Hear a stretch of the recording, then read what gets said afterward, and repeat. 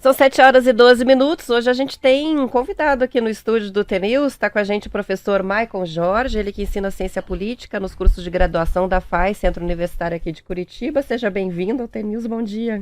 Bom dia, é um prazer imenso estar aqui e espero contribuir aí com os ouvintes, com vocês. É uma satisfação estar aqui.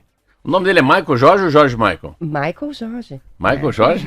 Esse é chique, hein? Quase Esse é da década de 80, né? Temos Maicon Sula, Maicon Jordan, Maicon Jackson, né? E a lista vai longe. É verdade.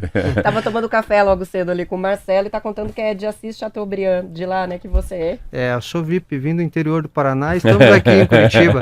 Sou VIP é boa, essa é boa, hein? Essa que aprendi hoje, no interior do Paraná. Sim, gostei. O very important person. Eu fiquei pensando agora, né, enquanto a gente ia começar a entrevista, professor, sobre como deve ser a experiência de um professor do curso de ciência política com o cenário político que a gente tem hoje, todo esse universo das fake news, e ali você está lidando com jovens, né, muitas vezes, que acabaram de sair da adolescência e que vão aprender algo muito complexo, que é a questão da política em si, que é uma ciência. Como que é isso e, na atualidade, ser um professor de ciência política? Uma pergunta muito importante, muito atual. E assim, é um desafio. É um desafio porque o jovem, ele vem ele está numa geração que é diferente daquelas que nós vivemos, né? E é um desafio pelo desinteresse, que o jovem ele vem para a universidade, mas desinteressado na questão política. Então o desafio é você levar o conceito e despertar a vontade nesse jovem dele participar da vida política. Então a gente adota alguns mecanismos, algumas estratégias para trazer esse jovem, para ele ter interesse e participar. E o primeiro ponto é mostrar para esse jovem o que a política reflete na vida dele, no futuro dele. Então, assim, eles estão procurando um engajamento profissional e isso, né, demonstrando para ele que o que acontece na política interfere na vida pessoal dele, fica mais fácil dele ter essa participação. O que se ensina na cadeira, na disciplina de ciência? É uma disciplina dentro do curso de Direito ou é o curso de ciência política mesmo? Ela é uma disciplina e ela é uma disciplina institucional. O que significa isso? Ela roda em todos os cursos. Então é no curso de Direito, é no curso de Administração, no curso de Arquitetura, no curso de Engenharia, inclusive.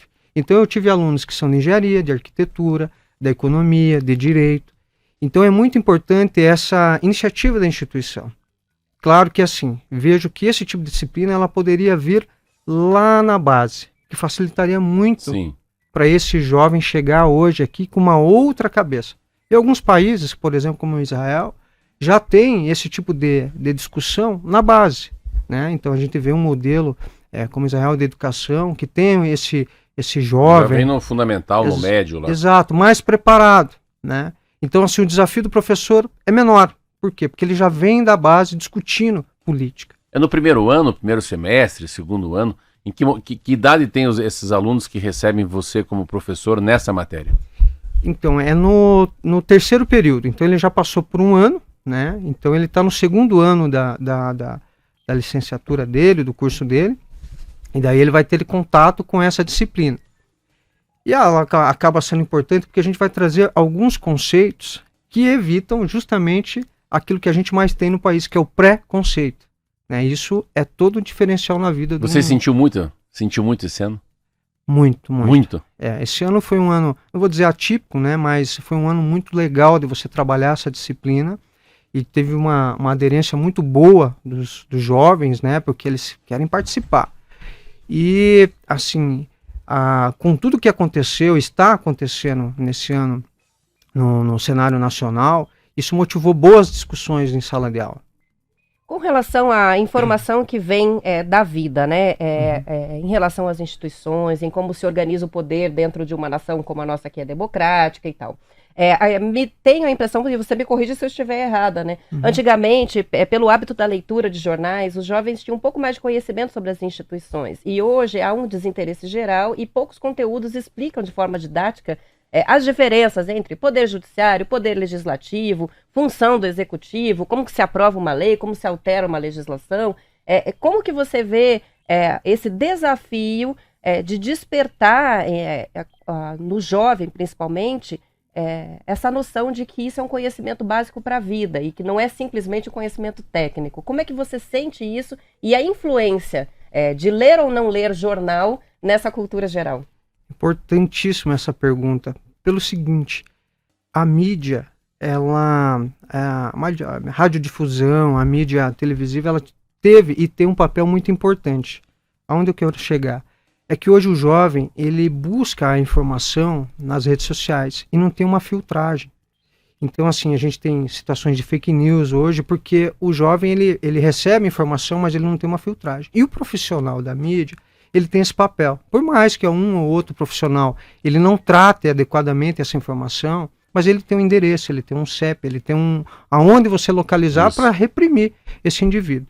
Então, hoje, eu vejo assim que o desafio é esse jovem, ele ter uma informação de qualidade. Então, assim, o desinteresse dele também está, respondendo a tua questão, pelo fato dele não ver essa necessidade de estar interagindo, porque há uma fake news dizendo que traz a impressão de que todo mundo que está na política é corrupto.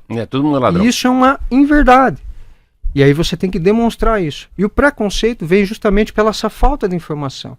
Aí a gente trabalha os conceitos para afastar, inclusive, a polarização política, que é um dos grandes problemas que a gente tem aqui no nosso país. Não só aqui no país, né, no mundo inteiro. A gente começou falando disso, né? Sim. Uma coisa que eu estava lendo, Roberto, que eu quero trazer para cá, o professor falou um negócio que chama-se deepfake.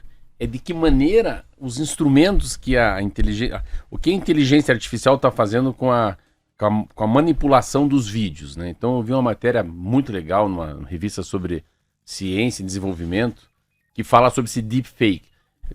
Ter cada vez mais perto do jovem, Roberto, instrumentos para o cara falar, cara, isso é fake. Isso é fake. Não tentar passar para frente, né?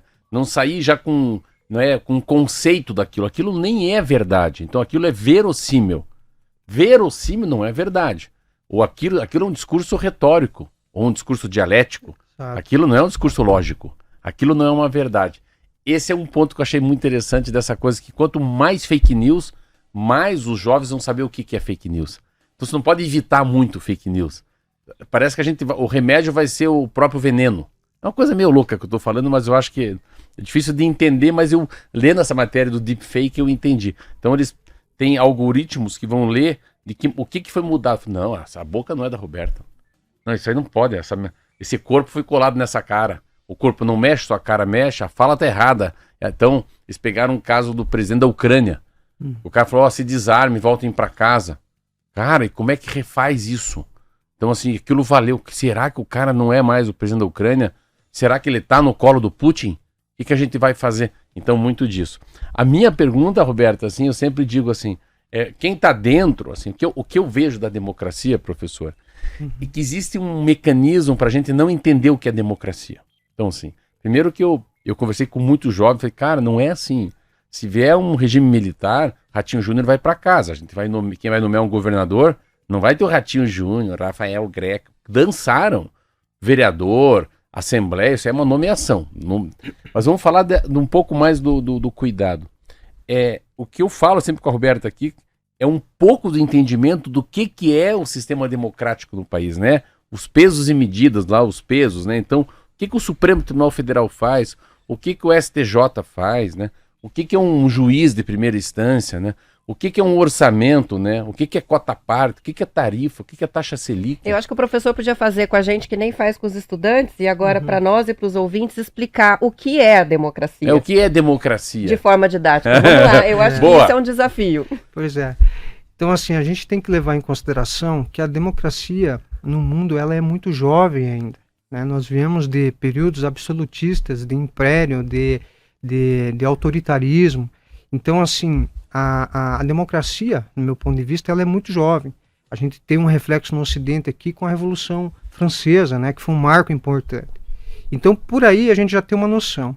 Conviver com a democracia, que é o desafio. Porque a democracia de repente, aquilo que não é mais favorável para mim, eu conviver com isso.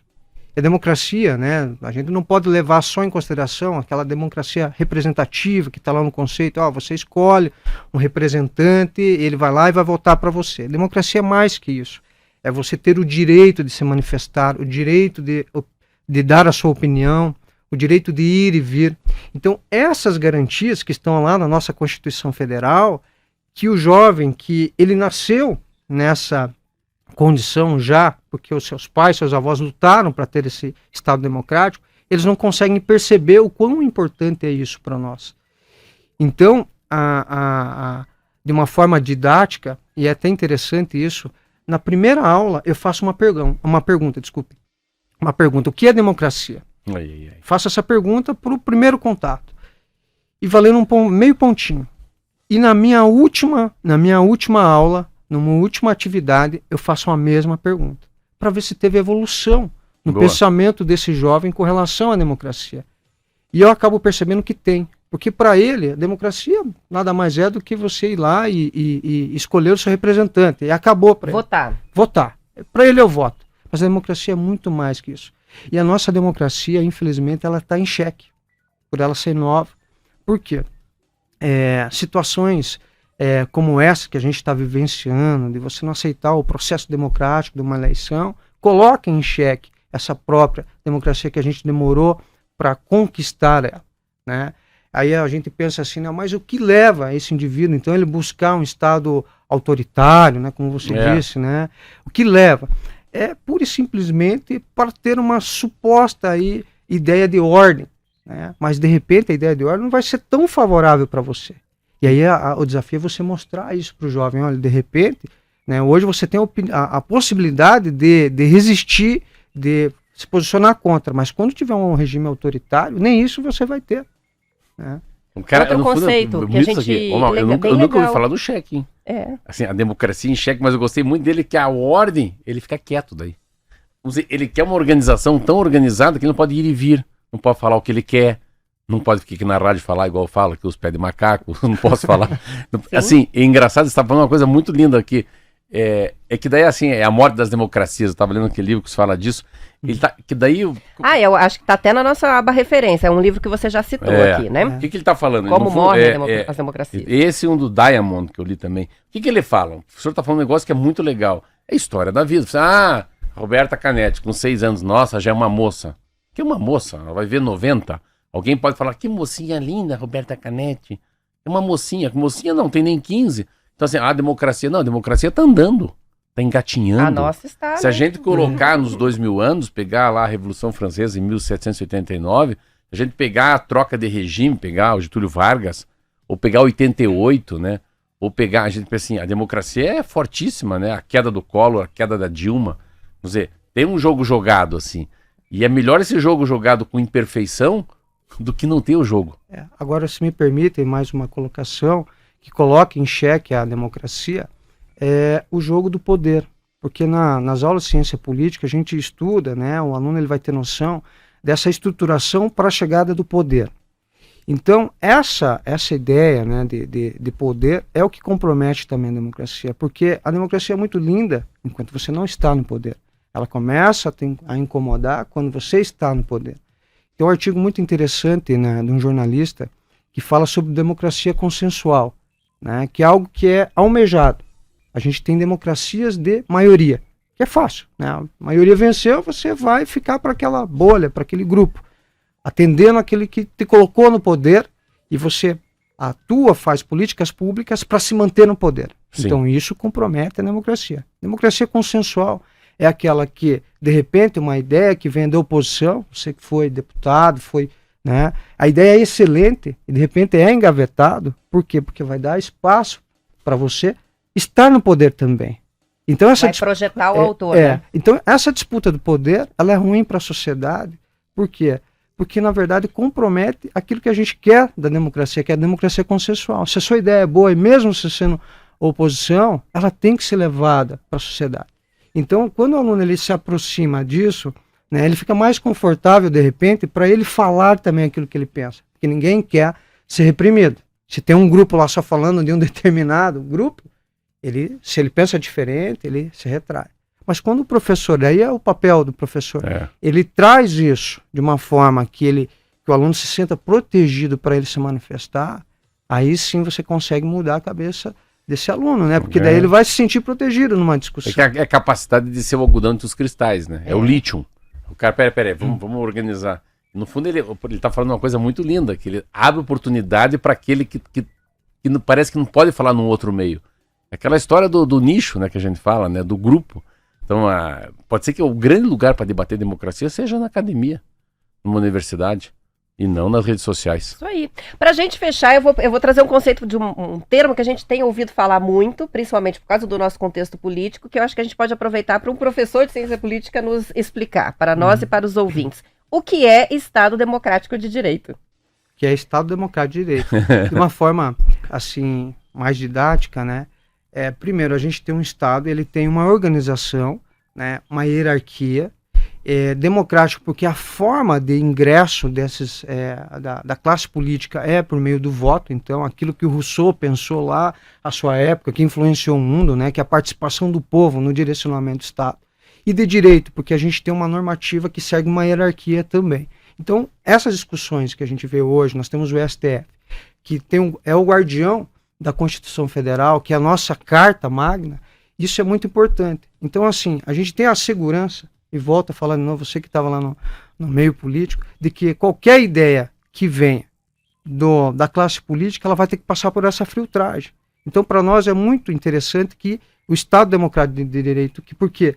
Porque aquilo que vem da classe política passa pela filtragem da Constituição. Se não está aquilo que é a vontade do legislador constituinte, ele não vai nem surgir, nem vai vigorar. Então isso é muito importante. Países que não têm isso, a gente vê o que acontece. É o autoritarismo que dita as regras. Né? Você pode ir para as cláusulas pétreas, que eles falam muito. Mas é muito legal saber o que é Estado de Direito. Muito bom, ele explicou de um jeito Muito que bem. a gente não conseguiria. Facilitou. Vamos encerrando por aqui, agradecendo muito a tua participação, professor, aqui no TNews. Sucesso no seu trabalho, não é fácil. E parabéns por trazer, né, essas informações para tantos ouvintes aqui no Paraná. Obrigada. Agradeço a oportunidade, o convite e me coloco à disposição sempre que vocês quiserem debater política aqui, estarei aqui, com certeza. Legal. Obrigado.